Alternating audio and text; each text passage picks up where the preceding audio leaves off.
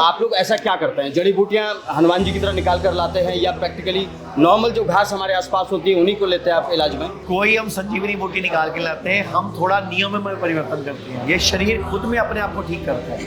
हम लोग सूरज डूबने के बाद खाना खाना बंद करवाते हैं। हम लोग हफ्ते में 1 दिन उपवास की बात करते हैं। हम कहते हैं 6 दिन खाओ, 1 दिन मत खाओ। फ्रूट ज़्यादा खाओ, सैलड ज़्यादा खाओ, नारियल पानी पियो, जूस पियो। बॉडी खुद लड़ती है, खुद खड़ी हो जाती है। आचार्य मनीष आज आयुर्वेद को पूरी दुनिया में पहुंचा रहे हैं और आचार्य मनीष का जो आयुर्वेद है वो लोगों को ठीक भी कर रहा है। इस वक्त मेरे साथ खुद आचार्य मनीष जी मौजूद है। बहुत दिनों से सोच रहा था इनसे मुलाकात होगी, आज मुलाकात भी हो गई। सबसे बड़ा पॉइंट आचार्य जी जो कह रहे हैं वो ये कह रहे हैं कि आप किसी भी पैथी के पास जाइए, लेकिन हिंदुस्तान में प्रथम चिकित्सा पद्धति आयुर्वेद होना चाहिए। ऐसा क्यों कह रहे हैं आचार्य जी आप? क्योंकि आयुर्वेद निरापद है, बिना साइड इफेक्ट के है। अगर आपको शुरू में ही ढंग से सही सलाह मिल जाए, डाइट ठीक कर ली जाए, लाइफस्टाइल ठीक कर लिया जाए और उसी से अगर आराम मिल जाए, तो आपको क्यों केमिकल वाली गोली खानी है, क्यों आपको इंजेक्शन लगवाना है, क्यों आपको ऑपरेशन कराना है? तो मैं कहता हूँ भारत में आयुर्वेद जो है वो प्रथम चिकित्सा पद्धति बनना चाहिए। मैंने आपको इन पेशेंट से मिलवाया था जिन्होंने कोमा में चले गए थे, ब्रेन हैमरेज हुआ था, आधा हिस्सा लकवा हो गया था, इनको कुछ पता ही नहीं था, इनके आंखों की रोशनी भी चली गई थी, अंधे हो गए थे। 6 महीने में पूरी तरह ठीक हो गए, चलने लग गए सिर्फ आयुर्वेद से। और मुझे कभी मिले नहीं, ऑनलाइन दवाई मंगा ली। ये 2014 की घटना है। और ये जो दूसरे भैया खड़े हैं, इनका हार्ट 15 पैसे काम कर रहा था।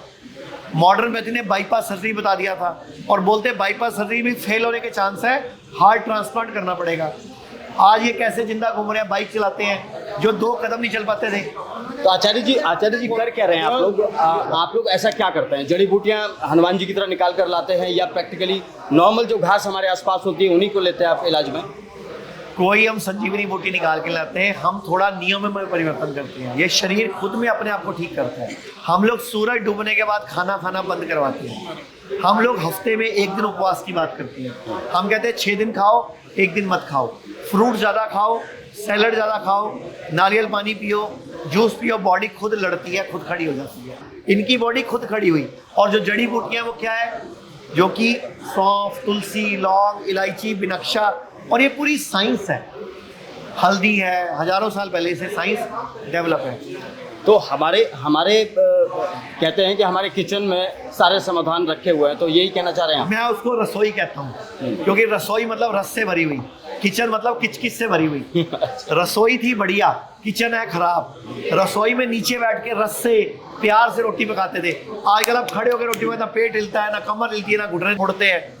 मैं सबको बोलूँगा जो किचन है उसको रसोई में वापस बदल लो, उसमें मसाले भर लो दोबारा से, और नीचे बैठ के खाना पकाओ। पोछा भी नीचे बैठ के मारो, झाड़ू भी नीचे बैठ के मारो, और टॉयलेट भी नीचे बैठ के करो, पेशाब भी नीचे बैठ के करो।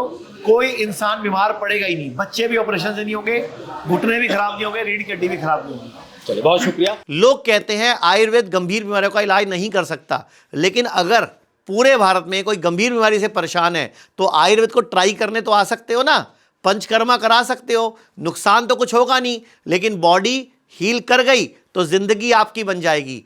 और सभी प्रकार के हेल्थ इंश्योरेंस हमारे 120 सेंटरों पर चलते हैं।